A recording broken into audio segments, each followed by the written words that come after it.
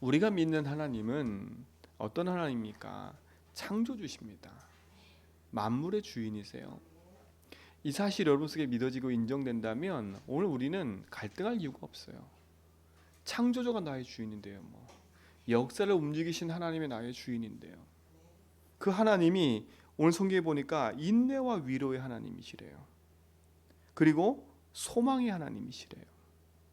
그리고 유일하신 하나님이요 살아계신 하나님이라는 거예요. 그리고 사랑의 하나님이라는 거예요. 참 감사하지요. 또 어떤 하나님이에요? 주 예수 그리스도의 하나님이라는 거예요. 왜요? 주 예수 그리스도께서 이 땅에 오셔서 우리를 위하여 하나님 만나는 길을 여셨잖아요. 우리를 죄와 저주에서 해방시키시고 흑암을 이기시고 그 사실을 믿는 자에게 하나님 자녀된 축복을 주셨다니까요. 여러분, 이 사실이 우리 모든 성도의 삶에 믿어지고 응답으로 회복되길 바랍니다. 내가 믿는 하나님이 어떤 하나님인지, 나의 주인이 누구신지, 그렇죠? 그러면 우리가 창조주의 하나님, 만물의 주인이신 하나님을 우리가 믿고 살아야 되는데 왜 우리가 그렇게 믿지 못하고 이렇게 갈등과 문제 속에 계속 있는 이유가 뭡니까? 그게 창세기 3장 때문에 그렇지 않습니까? 사단이 인간에게 개입한 문제가 뭐예요? 하나님 믿지 말라는 거거든요. 그러니까 사단은 지금도 끊임없이 우리를 하나님 믿지 못하도록 공격하는 거예요. 그게 죄가 아닙니까? 그것 때문에 인생은 재앙과 고통이 계속 찾아오는 거예요. 여러분, 다른 데서 원인 찾지 말고 분명한 원인이 하나님 믿지 못하게 만드는 사단이 하나님 믿지 못하게 해서 우리를 불신자와 똑같은 상태로 자꾸 끌고 간다는 사실을 알아야 돼요. 그래서 우리 믿음이 복음 안에서 회복돼야 돼요. 회복돼야 된다니까. 그래서 오늘도 우리는 뭘 고백하는 거예요?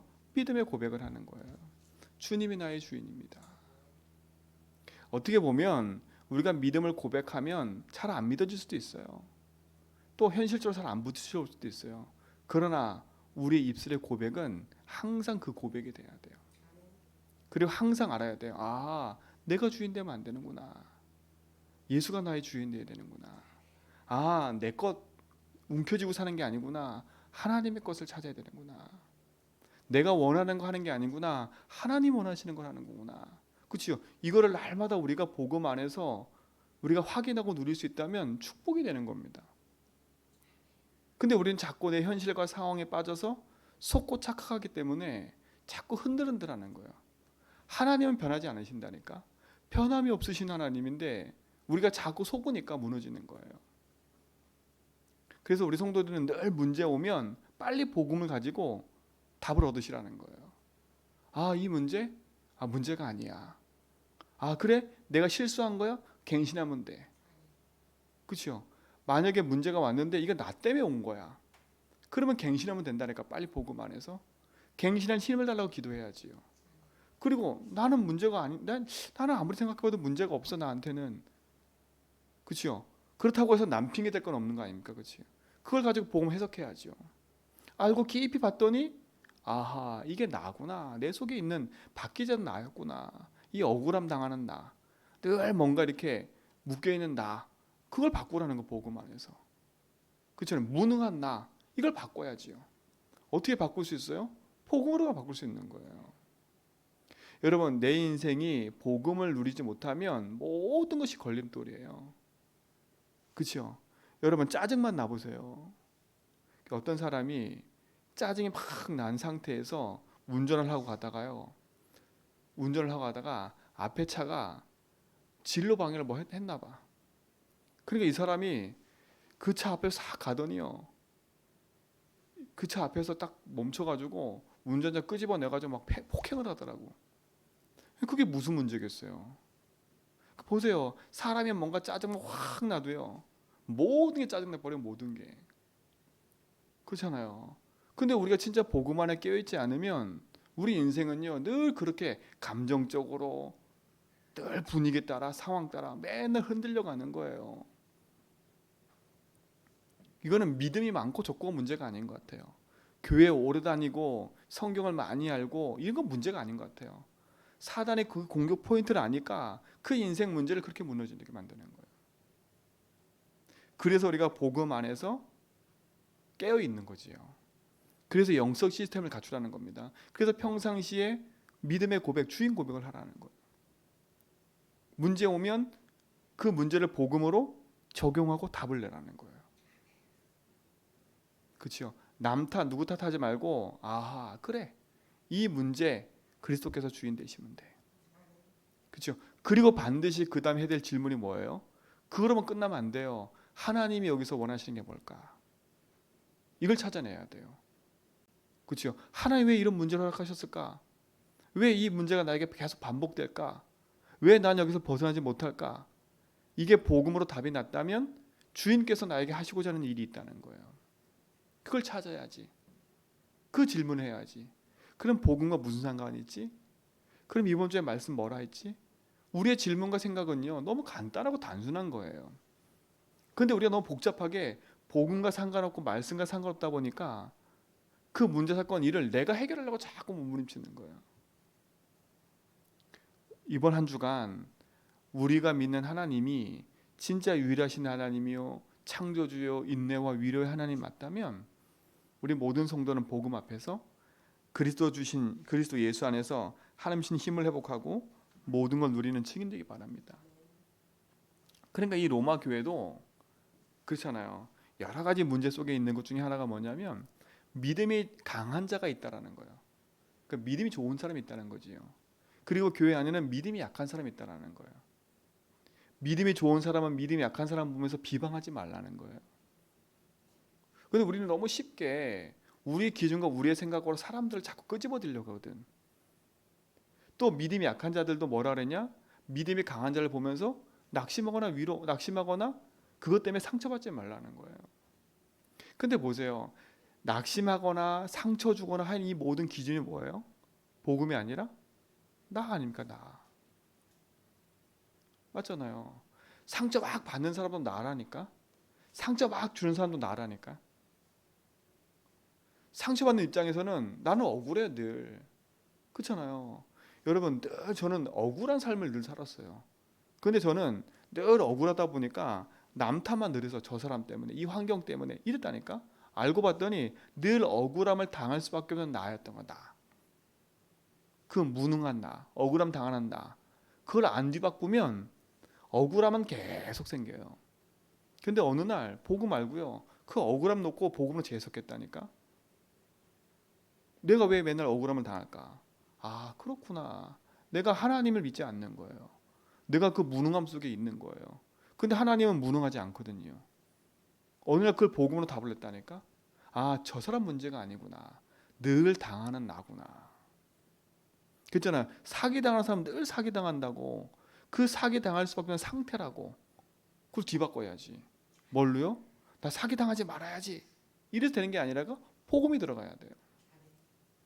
아, 이게 사기당할 수밖에 없는 나구나.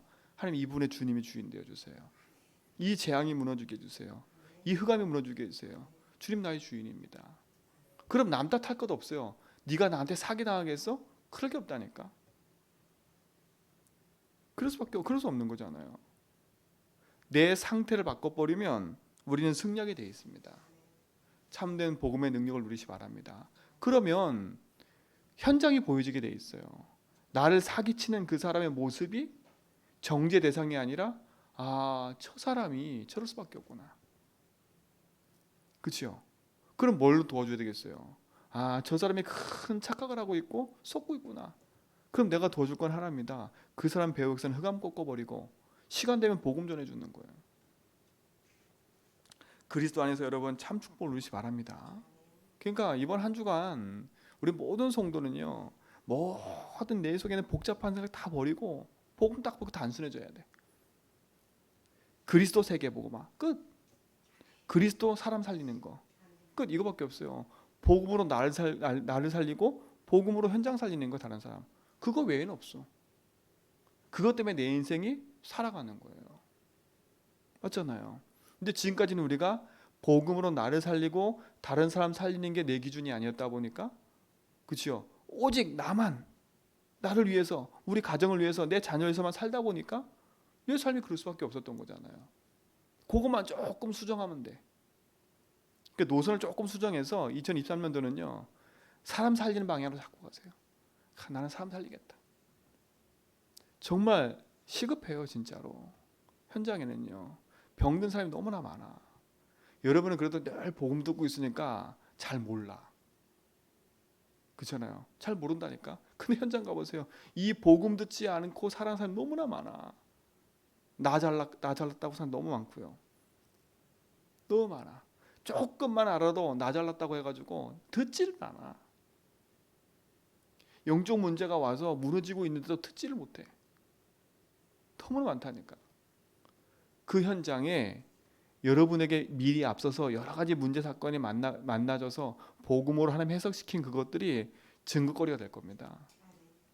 그래서 말해주세요. 가서 빨리 다 도와주라니까. 그래서 우리는 복음 안에서 한 마음과 한 뜻을, 한 고백을 가지고 현장 살리는 증인 되셔야 돼. 여러분 마음이 좀 이렇게 현장에 향한 따뜻한 가슴이 돼야 돼. 막 냉철한 가슴 되지 말고요.